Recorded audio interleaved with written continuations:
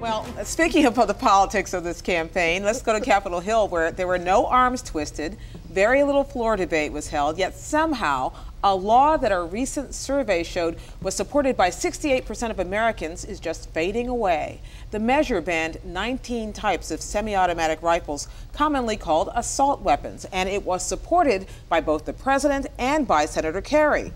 So, Gebe, what happened?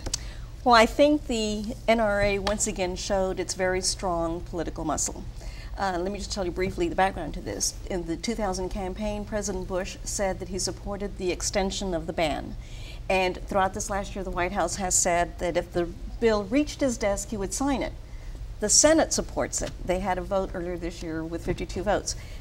Where it got stuck was in the House. And what's interesting about President Bush's role in this is that he never asked the House to vote for it. He didn't lobby for it. He acted as though he really did not want it to come to them. And House Majority Leader Tom DeLay of Texas also said that if the president had asked for the vote, the answer would have been no, because he said the majority of the House would have voted against it, which again shows the strength of the NRA. The congressional Republicans and Democrats who support this, and there is some bipartisan support for this, but it's mostly Democrats, didn't want this fight before the November election, and they are also, especially the Democrats, are very cognizant of the fact that 10 years ago they lost the House to the Republicans. President Clinton at the time said that it was that at least 20 House Democrats lost their seats because of this vote for this law. So with that in mind, it was a fight no one really wanted to take on, even though, as you said, a majority of the American people supported according to the polls. There was a point during the primaries when Senator Kerry went after Howard Dean over the assault weapons issue, because Governor Dean had supported assault weapons when he was governor.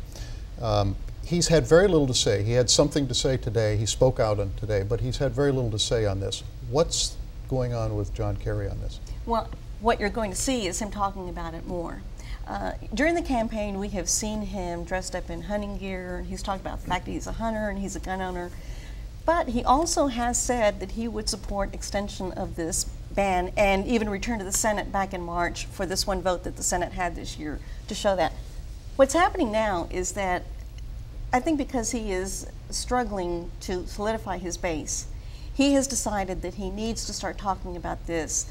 He also, I think, sees that this is an issue that is supported by suburban women voters.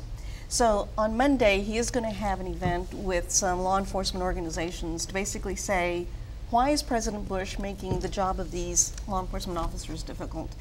For John Kerry, who has been accused of being a flip-flopper, he's going to say, President Bush is the one who's the flip-flopper here. He said that he's for it, but he didn't do anything to get it done.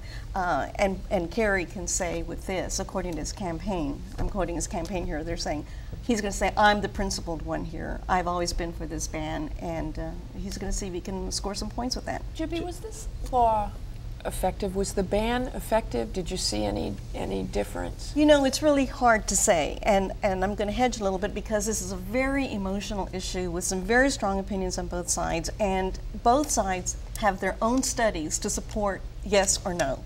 One thing that they agree on is that this bill, this law, had so many loopholes that it was not as effective as the supporters might have hoped it would be. The NRA says that this is a largely cosmetic bill, that in fact there were ways to get around what they were trying to do when they tried to ban these military-style weapons. And they have a study, and I'm going to quote here, that says that they showed that guns covered by the law were not used in more than 1% to 2% of violent crimes in the last 10 years.